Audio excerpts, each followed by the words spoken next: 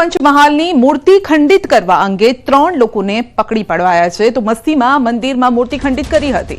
જિનાલયમાં ભગવાનની મૂર્તિ ખંડિત કરતા રોષ ફેલાયો હતો। પંચમહાલના ભૂખંબાના ધનેશ્વર ગામની આ ઘટના છે। હાઈસ્કૂલ પરિસરમાં ભગવાનની મૂર્તિ ખંડિત કરાઈ હતી। ભગવાન મહાવીર સ્વામી, ભગવાન ગૌતમ સ્વામી અને વલ્લભસુરી મહારાજની મૂર્તિને ખંડિત કરાઈ હતી તો રવિવારે બંધ જિનાલયના દરવાજા તોડી પ્રતિમાઓ ખંડિત કરી હતી।